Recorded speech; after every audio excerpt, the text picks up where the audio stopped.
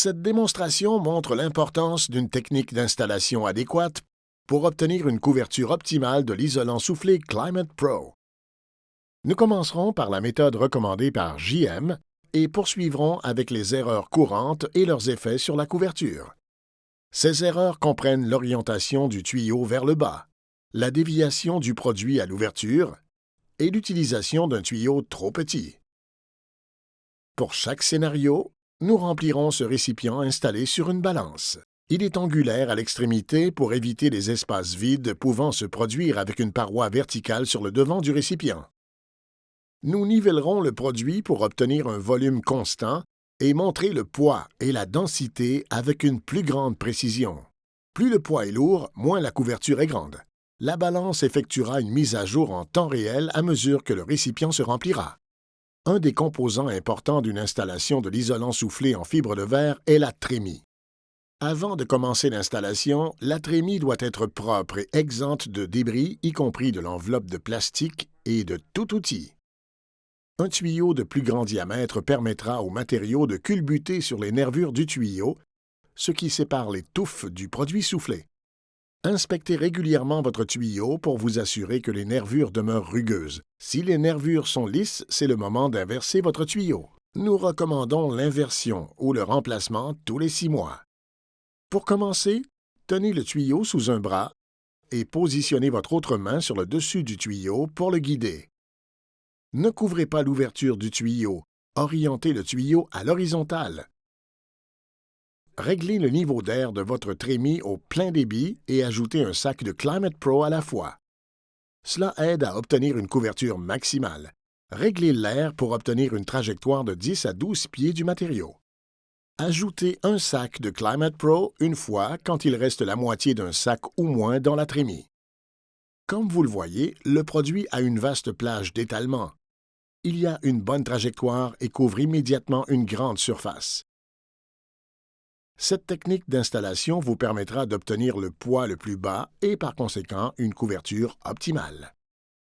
Les prochains scénarios présenteront certaines des erreurs fréquentes et l'effet adverse que ces variations peuvent avoir sur votre résultat final.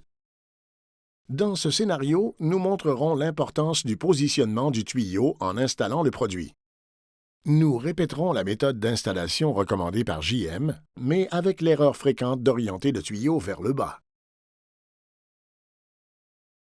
Cette erreur se produit généralement lorsque l'installation est faite à un angle. Incliner le tuyau vers le bas comprime le matériau lorsqu'il frappe les panneaux de plancher, ce qui réduit la couverture globale du produit. La bonne technique consiste à vous déplacer à reculons de manière constante ou à vous repositionner tout en maintenant le tuyau en position horizontale. Comme vous le voyez, il y a une augmentation du poids global, ce qui signifie moins de couverture au final. Ce problème peut être évité en tenant le tuyau horizontalement et en laissant le produit tomber librement à la sortie du tuyau. Le prochain scénario montre la technique recommandée par JM, mais comprend une erreur que nous observons souvent, la déviation. Une déviation se produit lorsque l'installateur place sa main au bout du tuyau pour aider à diriger le produit. Le produit se compacte au moment où il frappe la main de l'installateur. Lorsqu'il y a déviation, le poids global est plus élevé, ce qui signifie une couverture totale inférieure. Comme pour le dernier scénario, vous devez vous déplacer à reculons ou vous repositionner en maintenant le tuyau à l'horizontale pour produire un remplissage continu. Comme vous le voyez, le poids global augmente, ce qui signifie moins de couverture au final. Ce prochain scénario illustre l'importance d'utiliser un tuyau au diamètre spécifié. Nous utiliserons le processus recommandé par JM, mais avec un tuyau de calibre 2 de 3 pouces. Nous avons réduit la pression d'air pour maintenir une trajectoire contrôlable de 10 à 12 pieds. La réduction de pression combinée à un tuyau de plus petit diamètre est moins favorable à la séparation des touffes du produit. Globalement, ce scénario produit environ 15% moins de couverture. Dans ce scénario final, nous montrerons le contraire de notre méthode d'installation recommandée. Nous utiliserons un tuyau de 3 pouces orienté vers le bas.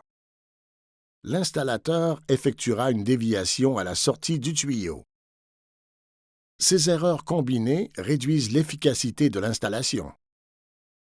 Comme prévu, c'est la différence la plus importante que nous avons observée. Les erreurs mineures peuvent avoir de grandes répercussions. Utilisez la technique recommandée par JM pour obtenir les meilleurs résultats. Pour plus d'informations sur l'isolant soufflé en fibre de verre ou d'autres pratiques exemplaires, visitez le site jm.com.